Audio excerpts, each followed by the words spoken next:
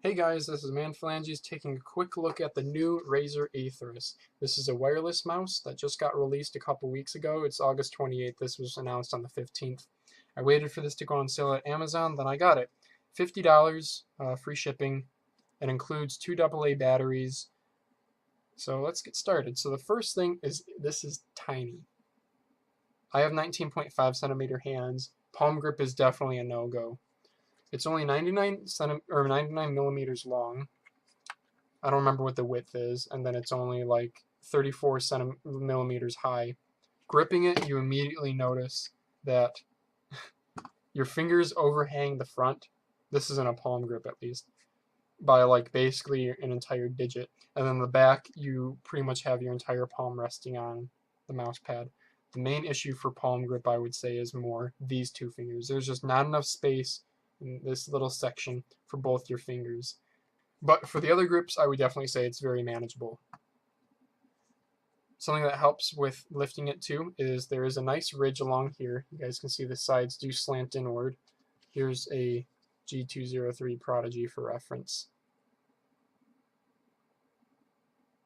I would say it actually feels a little bit more of a ridge than the 203. Part of that helps with is because of the rubber that helps here.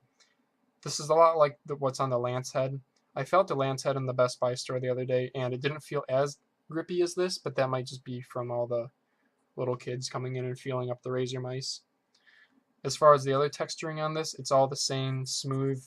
Well, I'm sorry, not smooth. It's a textured plastic, but it actually feels quite smooth.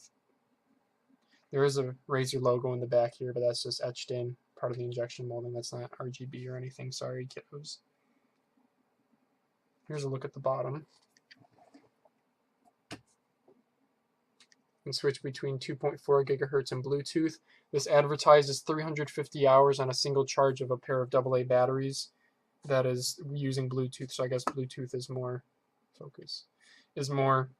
energy efficient than the 2.4 gigahertz. I'll see what performance difference is eventually, and I'll do an updated video. Talking about the buttons and everything, the side buttons are nice and tactile, nice and quiet too. However, they are very small and they're very close together. So that does make it hard to distinguish which one you're pressing if you're not, if you're hoping to just kind of do one of those where you just roll your thumb up, or you use your middle of the knuckle on your thumb to actuate the rear one and then front of your thumb to actuate the front. You really can't do that here. They're too small, they're too close together. Mouse 1 and 2 feel great. They're both Omron D2FC-F-7N switches, probably like 20 million click variant.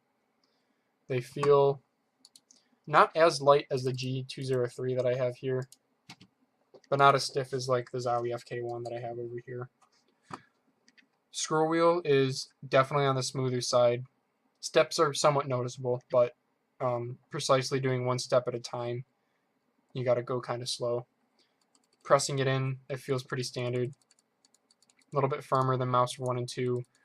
Good feedback on it. Then there's a button middle back here. This is, I think, DPI by default. The shell design is actually quite nice. I thought that, coming from mice that have separated mouse 1 and 2 plastic shells on it, I thought that this would be a bit annoying, but no, it doesn't feel like overly stiff or overly bendable. One other thing that I forgot to mention about the shape is you can see the back here is truncated.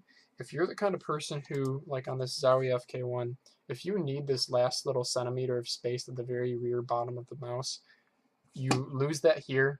So honestly, it doesn't affect, that only really matters if you're palming it, which you're not going to be palming this tiny thing. So I guess that's just something to note, that they chop that off for weight savings. Go ahead and open this up and see inside.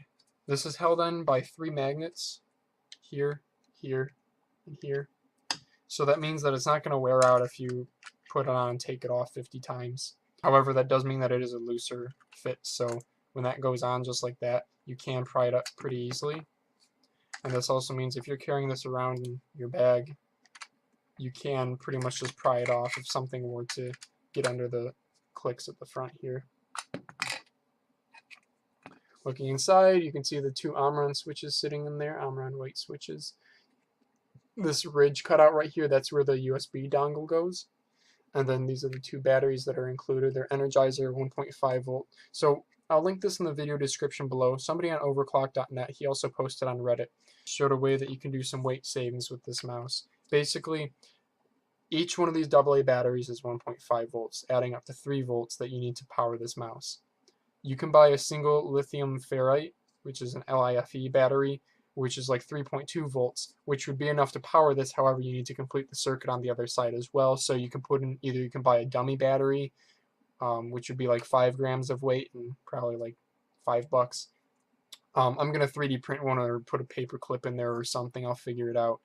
And then that LiFe battery should be lighter than one of these, and then you're eliminating the other batteries. So in his post, he was able to get his Atheris down from, I'll show you guys here, he got it down from 112 grams to 89 grams, making it the lightest weight wireless mouse you can buy right now. I don't have a G900 to compare. They are, spec-wise, they are pretty close in terms of weight. However, this thing's tiny, so it does feel very dense just moving it around. The feet do glide nicely, which helps with that. And then I guess the last thing, the most important thing to touch on is the sensor in this. Razer calls it their 7200 DPI optical sensor. Based on a lot of the specs online that people have found, it looks like that's a PMW 3330. So that's supposed to be a really good sensor. So I guess the only thing to really watch out for is Razer touts this adaptive frequency feature that adjusts the polling rate so that you have more battery life, because it's saying 350 hours on the 2 batteries. It's a lot. So we'll see if that means that they're sacrificing performance, but it's not supposed to be, so I'm really curious to find out. Go play some Overwatch. I'll let you guys know. I know there's like not a lot of information out there, so I wanted to get this out there. So if you stuck with it for the whole 8 minutes of this video, thank you guys very much for watching. Any comments, questions, leave them in the comment section below. I'd love to answer those. And as always, guys, thank you for watching.